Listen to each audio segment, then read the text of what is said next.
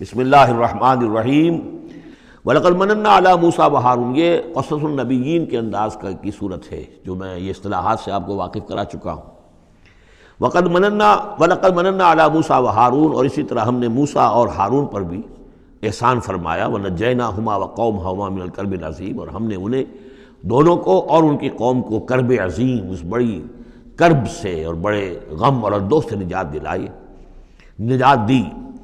وَنَصَرْنَاهُمْ فَكَانُوا هُمُ الْغَالِبِينَ، اور ہم نے ان کی مدد کی پھر وہی غالب ہوئے، یعنی ان کے سامنے ان کا دشمن جو ہے غرق ہوا۔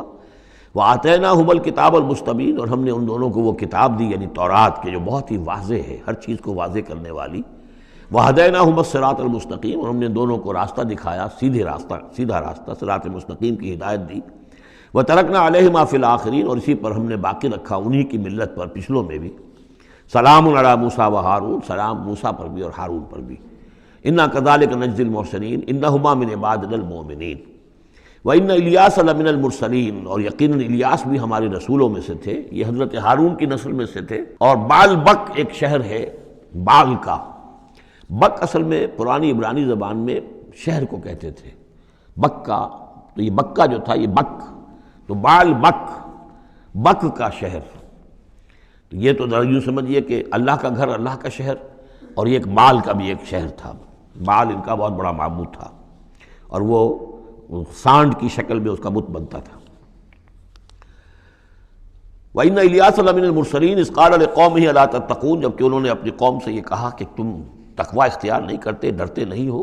أَتَدْعُونَ بَالًا، تم پکارتے ہو بال کو، وَتَذَرُونَ أَحْسَنَ الْخَالِقِينَ، اور جو بہترین خالق ہے اس کو تم نے چھوڑ دیا ہے۔ اللہ ربکم، جو اللہ ہے تمہارا رب ہے، ورب آبائکم الاولین، اور تمہارے جو پچھلے آباء و اجداد تھے ان سب کا رب ہے۔ فکذبوہ فانہم لمحضرون، تو انہوں نے اس کو جھٹلا دیا، اور تو وہ سب کے سب جو ہیں وہ پکڑے ہوئے آئیں گے قیامت کے دن، گرفتار ہو کر حاضر کر دیے جائیں گے، محضر ہوں گے۔ الا عباد اللہ المخلصین، سوائے ان میں سے ان اللہ کے نیک بندوں کے کہ جن کو اللہ نے اپنے لیے خالص کر لیا تھا۔ وَتَرَكْنَا عَلَيْهِ فِي الْآخِرِينَ، اور ہم نے اسی پر پھر باقی رکھا پچھلوں میں بھی اسی ملت، اسی طریقے کا، یہ تسلسل چلا آ رہا ہے۔ اِنَّ هَٰذِهِ أُمَّتُكُمْ أُمَّةً وَاحِدَةً، یہ بات دو مرتبہ یہ آیت آ چکی ہے۔ سلام علی الیاسین انا کذالک نجزی المحسنین انہ من عبادنا المؤمنین۔ اب یہ جو بار بار آ رہی ہیں آیتیں، میں ان کا ترجمہ نہیں کر رہا ہوں، اور بہت سادہ بھی ہیں کہ جن کے ترجمے کی ضرورت نہیں ہے۔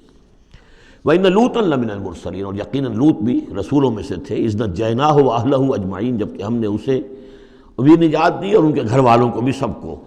اصل میں اس کے سب کی تفصیل قرآن مجید سے تو ایسے معلوم ہوتا ہے کہ خاصا بڑا خاندان ہوگا، خاصا بڑا گھرانہ ہوگا، جن میں سے صرف ایک جو ہے عورت، ان کی بیوی جو تھی وہ رہ گئی پیچھے۔ تورات سے یہ معلوم ہوتا ہے کہ ان کی صرف 2 بیٹیاں تھیں اور کوئی خاندان نہیں تھا، بس وہ اپنی 2 بیٹیوں کو لے کر نکلے ہیں، واللہ عالم۔ قرآن کے بیان سے اندازہ جو ہوتا اہل، تو معلوم ہوتا کہ خاندان جو ہے وہ کسی سائزیبل ہوگا، واللہ عالم۔ الا عجوزا فی الغابرین، سوائے ایک بڑھیا کے جو پیچھے رہنے والوں میں تھی۔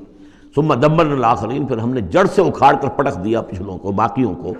وانکم لتمرون علیہم مصبحین، اور تم گزرتے ہی ہو صبح کے وقت ان پر سے، یعنی جہاں ان کے کھنڈرات تھے، جس کے بارے میں ابھی حال ہی میں خبر آئی ہے کہ کچھ برٹش جو ہیں آرکیالوجی وغیرہ سے جن کو دلچسپی ہے اور جو اس کے ماہر ہیں، تحقیق کی ہے کہ وہ ڈیڈ سی کے پانی کی سطح کے نیچے اب آثار تلاش کیے جا چکے ہیں اس سدوم اور عمورہ کے، وہ موجود ہیں، اور تورات اور قرآن دونوں کی پوری توثیق ہو گئی ہے۔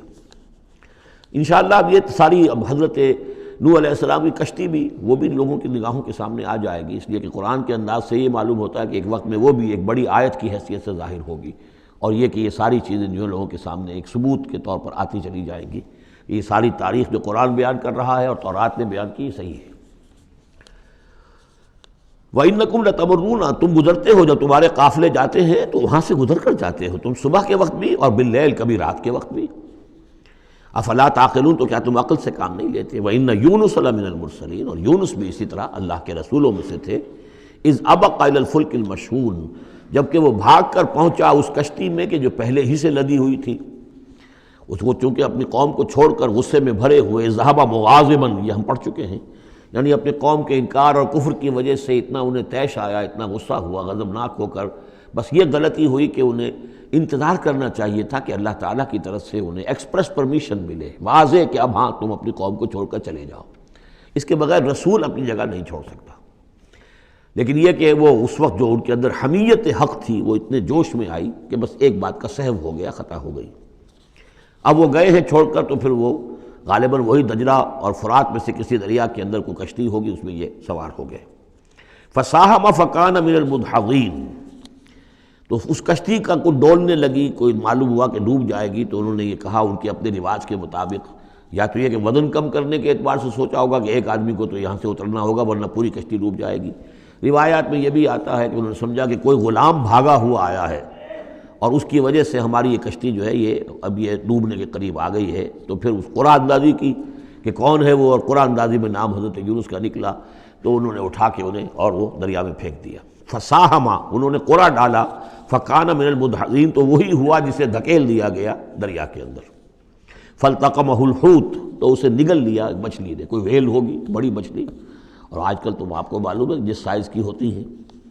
وہو ملیم، اور وہ ملامت زدہ تھے اللہ کی طرف سے۔ اب ظاہر بات ہے کہ جو بھی خطا ہو جاتی ہے اور جتنی بڑی شخصیت ہوتی ہے اس کے بارے میں ان کی چھوٹی سی خطا کے اوپر بھی اللہ کا جو اظہار ہوتا ہے ناراضگی کا، وہ بہت سخت ہوتا ہے۔ جن کے رتبے ہیں سوا، ان کی سوا مشکل ہے ان کے مقامات کے اعتبار سے۔ فلولا انہ کان من المسبحین، تو اگر نہ ہوتے وہ تسبیح کرنے والوں میں سے، لا الہ الا انت سبحانک انی کنت من الظالمین، وہ ہم پڑھ چکے ہیں آیت کریمہ۔ اس کا انہوں نے اس کشتی، اس مچھلی کا معاملہ اللہ نے ایسا خاص بھی رکھا ہوگا کہ کوئی اور ان کو جو ہے وہ ابھی ان کی موت وہاں واقع نہیں ہوئی، اس کے اندر گھٹن کی وجہ سے۔ اللہ کے اختیار میں سب کچھ ہے، اور وہ وہاں زندہ بھی رہے اور تسبیح کرتے رہے۔ فلبث فی بطنہ الی یوم یبعثون، للبث، تو وہ رہتا، اگر وہ نہ ہوتا مسبحین میں سے، تسبیح نہ کرتا، یہ آیہ کریمہ کا ورد وہاں نہ انہوں نے کیا ہوتا، تو یہ کہ وہ پھر رہتا اسی کشتی، اسی مچھلی کے پیٹ میں، یوم یبعثون، قیامت تک، وہیں سے ان کا بعث بعد الموت ہوتا۔ فنبذناہ بالعراء، لیکن یہ کہ انہوں نے چونکہ اللہ سے اپنی معافی چاہی اور استغفار کیا، لا الہ الا انت سبحانک انی کنت من الظالمین، تو اللہ تعالیٰ نے ان کو اس مچھلی کو حکم دیا، اور مچھلی نے اسے بالعراء، ایک چٹیل میدان میں کہیں اگل دیا، اور جا کر وہ ایک ساحل کے پر کسی پر چٹیل میدان کے اوپر وہ ڈال دیے گئے۔ وہو سقیم، حالت ان کی خستہ تھی، مچھلی کے پیٹ میں رہے ہیں تو کوئی ڈائجسٹیو جوسز وغیرہ نے آخر کھال وال کو جو کچھ کیا ہوگا، بہت خستہ حالت کے اندر وہ مچھلی نے اگل دیا، اب وہ چٹیل میدان پر پڑے ہیں۔ اب یہ جو ہے فَأَنبَتْنَا عَلَيْهِ شَجَرَةً مِّن يَقْطِين، تو ہم نے اس پر ایک یقطین کا درخت اگا دیا۔ اس کی مجھے اس سے پہلے کئی تفاسیر میں تو نہیں ملی ہے بات، لیکن ہمارے ہاں ایک صاحب یہیں کراچی میں، ان کا انتقال ہوا چند سال پہلے، احمد الدین مارہروی، یہ محکمہ تعلیم سے متعلق تھے، اللہ تعالیٰ ان پر اپنی رحمت نازل فرمائے۔ تو وہ محکمہ تعلیم میں کبھی رہے ہیں مکران کے علاقے میں، تو ان کا وہاں ایک بیل ہوتی ہے، اگین کہتے ہیں، اگین، یہ یعنی بلوچوں کے ہاں اور مکرانیوں کے ہاں اس کا نام اگین ہے، اور وہ بیل ایسی ہے کہ جس کے پتے بڑے بڑے ہوتے ہیں اور وہ زمین میں پھیلتی جاتی ہے، اور اس کی اندر کچھ ایسا انسیکٹیسائیڈ ہے، کوئی ایسی چیز ہے، ریپیلنٹ ہے، کہ کوئی جو ہے حشرات الارض اس کے قریب نہیں آتے۔ تو اللہ تعالیٰ نے وہ اگین کا درخت جو ہے، یقطین جو ہے، اب وہ قاف گاف بنتا ہے، وہ تو آپ کو معلوم ہے پورے سعودی عرب میں بھی قاف جو ہے قم کو وہ گم ہی کہتے ہیں، تو یقطین سے یقین، یقین سے اگین وہ بن گیا ہوگا، تو وہ اب بھی موجود ہے وہ پودا، وہ ایک بیل کی طرح پھیلتا ہے، اور اس کا جو ایک جو ہے جیسے ہمارے یہاں گھیا ہوتا ہے، گول گھیا، اس قسم کا اس کا پھل ہوتا ہے، بہت میٹھا، وہ اس میں لگتا ہے۔ تو اللہ تعالیٰ نے ان کے لیے گویا کہ انتظام کر دیا کہ یہ یہاں پڑے ہیں تو ان کے زخم وغیرہ ٹھیک ہوں، کھال صحیح ہو، لہٰذا ان کے اوپر کوئی جو ہے حشرات الارض ان کے اوپر حملہ آور نہ ہو جائیں، کوئی بیکٹیریا نہ آ جائیں، تو وہ چیز ریپیلنٹ جو ہے وہ اس کے اندر موجود تھی اگین کے اندر۔ وَأَنبَتْنَا عَلَيْهِ شَجَرَةً مِّن يَقْطِين، ہم نے یقطین کی ایک بیل اس کے اوپر اگا دی۔ اب اس کا سایہ بھی ہو گیا، دھوپ سے بھی بچت ہو گئی، اور وہاں پڑے پڑے ہی وہ جو پھل جو ہوگا اس کا، کہ جو اس کے اندر مٹھاس بھی تھی اور غذا بھی دے رہی ہے، تو وہاں سے ان کو وہ پھل بھی اللہ نے دے دیا۔ وَأَرْسَلْنَاهُ إِلَىٰ مِائَةِ أَلْفٍ أَوْ يَزِيدُونَ، پھر ہم نے انہیں ٹھیک کر کے یعنی صحت یاب کر کے پھر ہم نے انہیں بھیج دیا 1,00,000 انسانوں کی طرف۔ آیا یہ اپنی ہی قوم کی طرف واپس آئے ہیں یا کسی اور قوم کی طرف بھیجے گئے، یہ یقین کے ساتھ معلوم نہیں ہے، لیکن یہ کہ پھر انہیں، اور غالباً یہی ہے اغلب کہ اپنی ہی قوم کے پاس واپس آ گئے، جن کا کہ عذاب ٹل گیا تھا۔